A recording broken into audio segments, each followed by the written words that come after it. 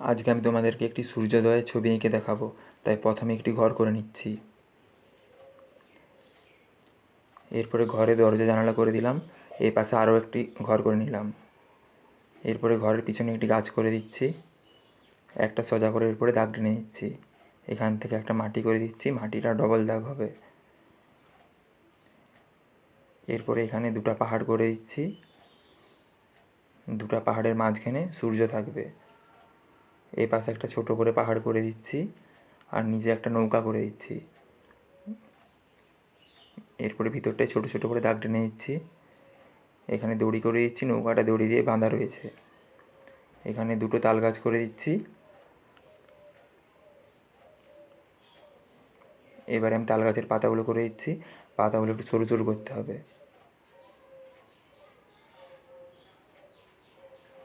একই রকমভাবে এইদিকে তাল গাছের পাতাটাও করে দিচ্ছি। আঁকাটা কমপ্লিট হয়ে গেছে। এরপরে আমি কালারটা করছি। প্রথমে উপরটায় হলুদ দিচ্ছি, তারপর নিচটা সাদা কালার দিয়ে মিক্স খাওয়াতে হবে। এরপরে হলুদের উপরে একটু লাল কালারটা দিয়ে হলুদের সাথে মিক্স খাইয়ে দিতে হবে। লাল কালারটা মিক্স খাইয়ে দিলাম। এরপরে ঘরের কালারটা হচ্ছে প্রথমে নীল, তার উপরে আকাশি। এই দিকটাও প্রথমে নীল দিয়ে তার নিচে আকাশ দিতে হবে। আর এই পাশে ঘরের জালটা লাল, তার উপরটা জল দিয়ে মিক্স খাইয়ে দিলাম। এরপরে ঘরের দেওয়ালগুলো কালার করে দিচ্ছি। এগুলো একটু রঙিন রঙিন করতে হবে। এরপরে ঘরের পিছনে গাছটা হালকা সবুজটাকে ছোপ ছোপ করে দিয়ে দিলাম, তার উপরে হলুদটাকেও ছোপ ছোপ করে দিলাম। এরপরে ভিতরে ডিপ সবুজটাকেও একটু একটু করে দিয়ে দিলাম। সূর্যটা লাল, তার উপরে হলুদ, দাগগুলো কমলা দিয়ে একটু হলুদ দিয়ে মিক্স খাইয়ে দিচ্ছি।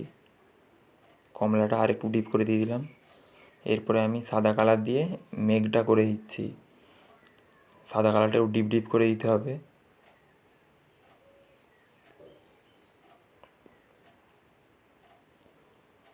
এই পাশেও মেঘ করে দিচ্ছি।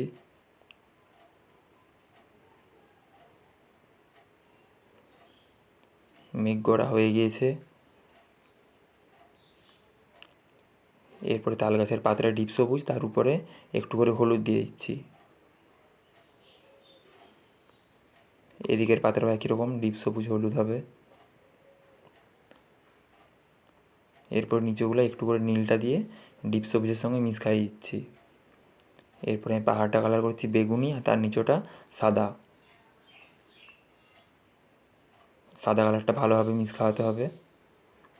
এদিকের পাহাড়টাও সেম একই রকম হবে।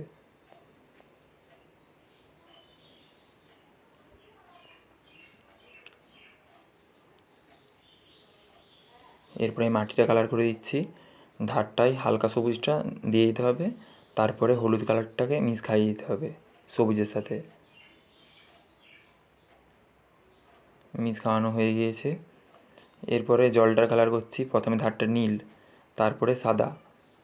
সাদা কালারটাকে নীলের সাথে ভালোভাবে মিক্স খাওয়াতে হবে। এরপরে নৌকার নিচেও নীল কালারটা দিয়ে আবার সাদা দিয়ে মিক্স খাইয়ে দিচ্ছি।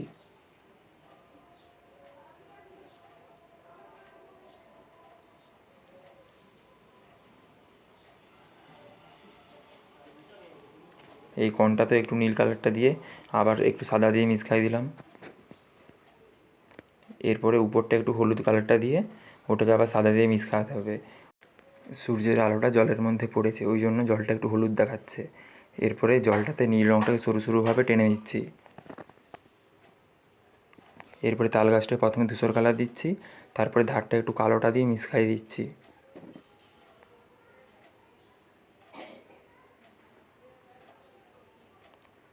এরপর ডবল দাগটাতে খয়েরি কালারটা দিয়ে দিচ্ছি।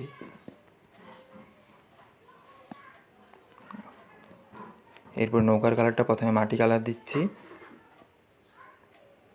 এরপরে একটু করে খয়েরি দিয়ে মিক্স খাইয়ে দিচ্ছি। এবারে আমি ঝোপটা কালার করে নিচ্ছি। প্রথমে নীল রঙটাকে ছোপ ছোপ করে দিলাম, তার উপরে হালকা সবুজটাকে ছোপ ছোপ করে দিচ্ছি, তার উপরে একটু হালকা হলুদটাকে ছোপ ছোপ করে দিয়ে দিচ্ছি।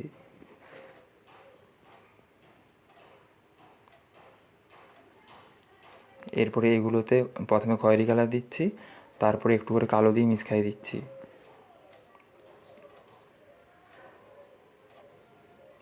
এরপরে নৌকার নিচটা পুরোটাই কালো দিয়ে দিতে হবে।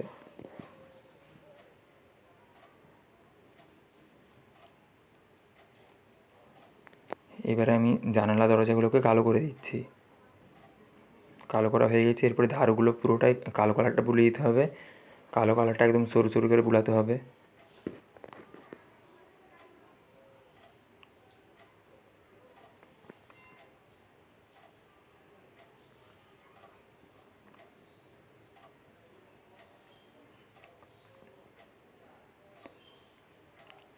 নৌকাটাতেও কালো কালারটা বুলিয়ে দিচ্ছি, কিন্তু সূর্যটাতে আর মেঘগুলোতে বুলানো চলবে না।